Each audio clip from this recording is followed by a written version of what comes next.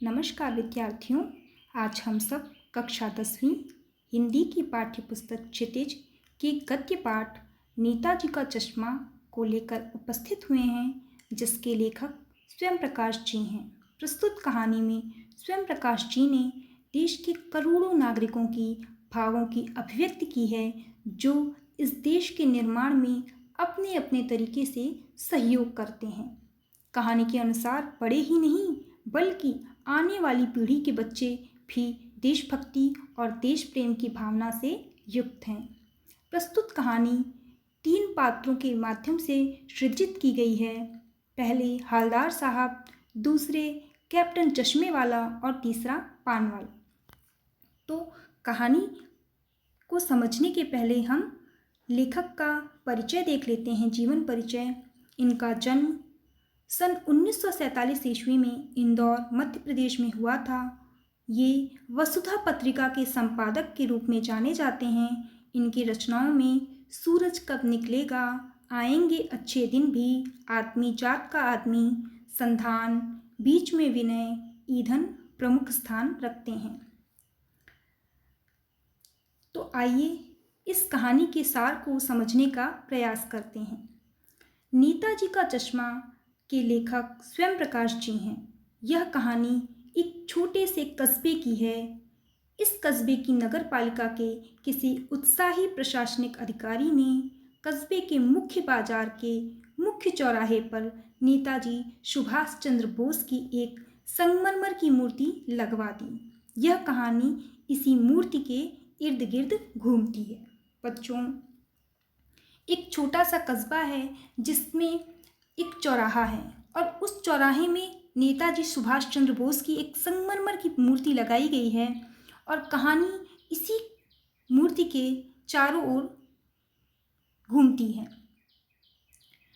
इस मूर्ति को बनाने का कार्य कस्बे के हाई स्कूल के ड्राइंग मास्टर मोतीलाल जी को सौंपा गया होगा, जिन्होंने 1 महीने में मूर्ति बनवाने का विश्वास दिलाया।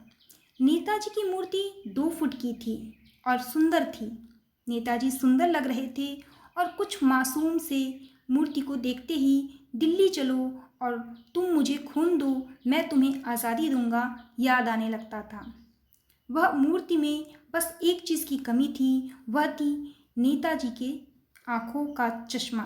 मूर्ति की आँखों पर संगमरमर का चश्मा नहीं था।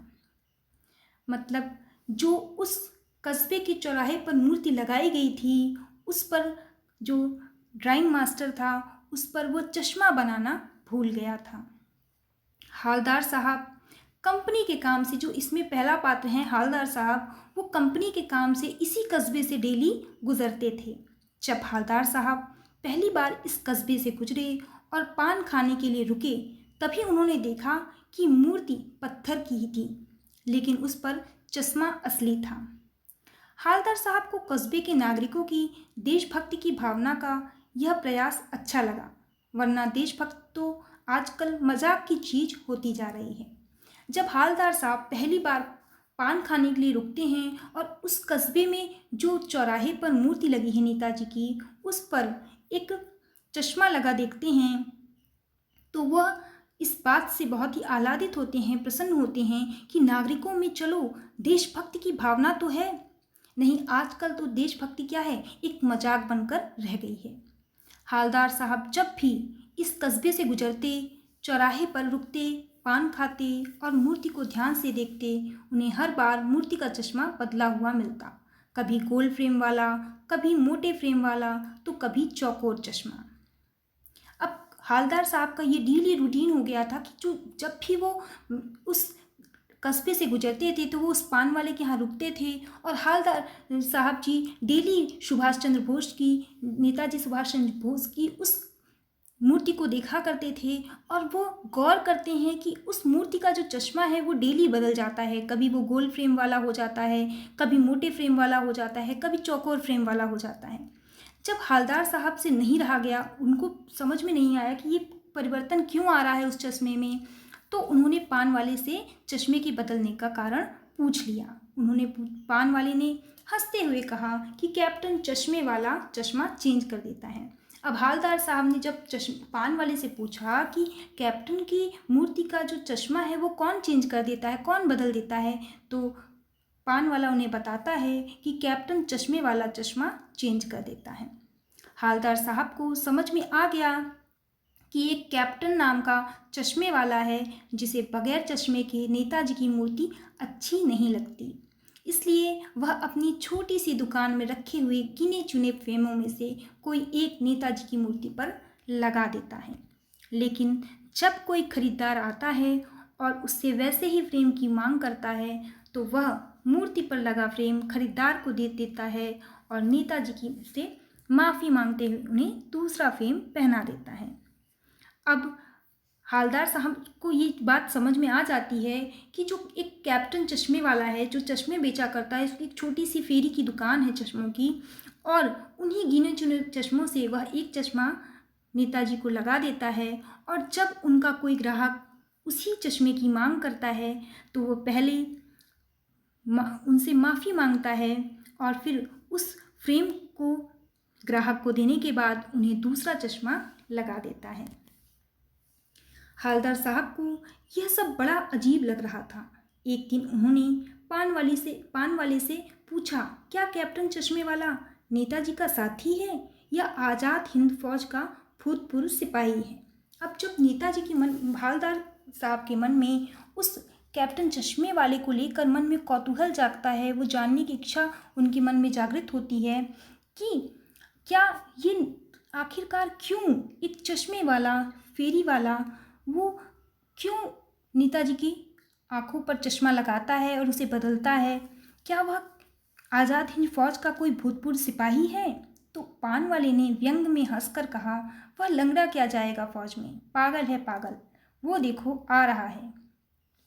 अब पान वाला, जो कि एक काला मोटा, जिसके मुंह में पान ठुसा रहता है, वह हंसते हुए उस कैप्टन चश्मे वाले का मजाक उड़ाता है, जो कि विकलांग है, लंगड़ा है, और कहता है कि वो लंगड़ा क्या जाएगा फौज में, पागल है पागल, वो देखो आ रहा है। हालदार साहब को पान वाले ने 2 बार एक देशभक्त का इस तरह मजाक उड़ाया जाना अच्छा नहीं लगा। पान वाले ने जिस तरह से कैप्टन चश्मे वाले का मजाक उड़ाया, यह बात हालदार साहब को पसंद नहीं आई। उन्होंने देखा एक बूढ़ा सा मरियल सा व्यक्ति लंगड़ा कर गांधी टोपी और आंखों पर काला चश्मा लगाए, एक हाथ में छोटी सी संदूक जी और दूसरे हाथ में बांस पर टंगे हुए बहुत से चश्मे लिए एक गली से निकल रहा था और एक बंद दुकान के सहारे अपना बांस टिका रहा था। यही था कैप्टन चश्मे वाला जो फेरी लगाता था। अब हालदार साहब का उस कैप्टन चश्मे वाले से आमना सामना होता है। वह देखते हैं कि जो चश्मे वाला है एक बहुत ही बूढ़ा सा, बहुत कमज़ोर सा, लंगड़ा कर चलने वाला व्यक्ति है, जो कि अपने सर पर गांधी टोपी लगाए हुए है, आंखों पर काले रंग का चश्मा लगाए हुए है। उसके एक हाथ में संदूकची है और एक हाथ में बांस पर टंगे हुए कुछ छोटे से चश्मे हैं, कुछ थोड़े से चश्मे हैं, और वो एक बंद दुकान के सहारे अपना बांस टिका रहा है। यही था कैप्टन चश्मे वाला जो कि फेरी लगाता था। हालदार साहब 2 साल तक अपने काम के सिलसिले में इसी कस्बे से गुजरते रहे और नेताजी की मूर्ति पर बदलते हुए चश्मे को देखते रहे। तो हालदार साहब अपने नित्य कर्म के अनुसार उस कस्बे से गुजरते रहे और देखते रहे कि नेताजी पर की आंखों में नित्य प्रति नया चश्मा लगा रहता था। एक बार हालदार साहब ने देखा कि मूर्ति के चेहरे पर कोई भी चश्मा नहीं था। पान वाले से पूछा तो पता चला कि कैप्टन मर गया है। जब एक बार हालदार साहब को नेताजी की मूर्ति पर चश्मा नहीं दिखाई दिया तो उन्होंने बहुत ही उत्सुकता से पान वाले से पूछा। तब पान वाले ने उन्हें बताया कि कैप्टन चश्मे वाले की मृत्यु हो गई है, वह मर गया है। हालदार साहब बहुत दुखी हो गए और सोचने लगे कि उस पीढ़ी का क्या होगा जो अपने देश के लिए सब कुछ न्यौछावर करने वालों पर हंसती है। अब वो सोचते हैं कि उस बूढ़े मरियल व्यक्ति का जो लोग मजाक उड़ाते थे, अब वो व्यक्ति ही नहीं रहा, तो अब देश के लिए जो सब कुछ न्यौछावर करने वाले हैं वो व्यक्ति ही नहीं रहा जिस पर दुनिया हंसती है। और अब इस देश का क्या होगा। तो कहते हैं कि अपने लिए बिकने का मौका ढूंढती है, यानी यह दुनिया बहुत ही स्वार्थी है।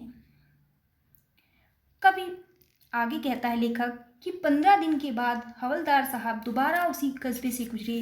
सोचा कि मूर्ति की तरफ पास नहीं रुकेंगे और पान भी आगे ही खा लेंगे, पर आदत से मजबूर आंखें चौराहे पर आते ही मूर्ति की तरफ उठ गई। गाड़ी से उतरकर तेज तेज कदमों से मूर्ति की तरफ आगे बढ़े और उसके सामने जाकर अटेंशन में खड़े हो गए। उन्होंने देखा कि मूर्ति पर सरकंडे से बना हुआ चश्मा लगा हुआ था, जिसे शायद बच्चों ने बनाकर मूर्ति को पहना दिया था। इतनी सी बात पर उनकी आंखें भर आई। अभी लेखक कहते हैं कि जब कैप्टन चश्मे वाले की मृत्यु हो जाती है तो हालदार साहब बहुत दुखी होते हैं और कहते हैं कि अब आज के बाद इस कस्बे से मैं नहीं गुजरूंगा।